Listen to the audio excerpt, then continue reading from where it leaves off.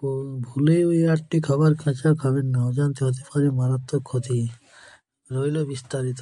আগে কাঁচা দুধ বা ডিম খাওয়া স্বাস্থ্যের জন্য ভালো মনে করা হতো, কিন্তু এটি গুরুতর স্বাস্থ্য সমস্যা তৈরি করতে পারে। এগুলি ছাড়াও আরও অনেক জিনিস আছে যা কাঁচা খাওয়া উচিত নয়। সবজি থেকে শুরু করে শস্য এবং বীজ পর্যন্ত কিছু খাবারে স্বাভাবিকভাবে এমন যৌগ থাকে যা কাঁচা অবস্থায় ক্ষতি করতে পারে। এমন ৮টি খাবারের কথা বলা হয় যা আপেলের বীজ কাঁচা খাবেন না। আপেল খাওয়া স্বাস্থ্যকর, কিন্তু এর বীজ কখনো খাবেন না। এতে এমন এক রাসায়নিক থাকে যা শরীরে গিয়ে সায়ানাইডে পরিণত হতে পারে। খুব বেশি পরিমাণে এই বীজ খেলে শরীরে ক্ষতি হতে পারে। রাজমা রান্না করা জরুরি। কাঁচা রাজমাতে ফাইটোহ্যামাগ্লুটিন নামক একটি টক্সিন থাকে যা পেটে তীব্র ব্যথা এবং ফুড পয়জন।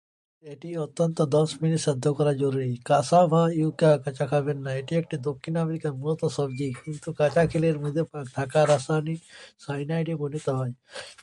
এটি সবসময় খোসা ছড়িয়ে ধুয়ে এবং ভালোভাবে রান্না করা উচিত। কাঁচা ডিম কি খাওয়া যায়? যারা জিমে যান বা শরীরচর্চা করেন তাদের মধ্যে অনেকেই কাঁচা ডিম খান। কাঁচা ডিমে সালমোনেলের ঝুঁকি থাকে, যা শরীরে ক্ষতি করতে পারে। এটি বয়স্ক, গর্ভবতী মহিলা এবং শিশুদের জন্য অত্যন্ত বিপজ্জনক হতে পারে। ডিম সেদ্ধ করে খান। ভুলে কাঁচা দুধ পান করবেন না।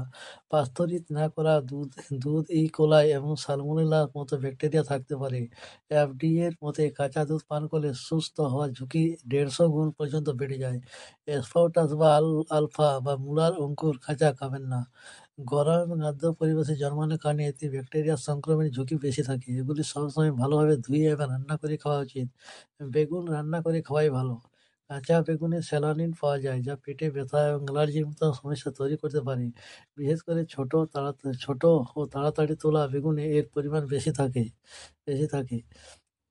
তিক্ত বাদাম প্রাণঘাতী হতে পারে। এতে হাইড্রোজেন সায়ানাইড পাওয়া যায়, যা অত্যন্ত বিপজ্জনক। 7 থেকে 10টি কাঁচা তিক্ত বাদাম একটি শিশুর জন্য মারাত্মক হতে পারে, যেখানে 12 থেকে 70টি বাদাম একজন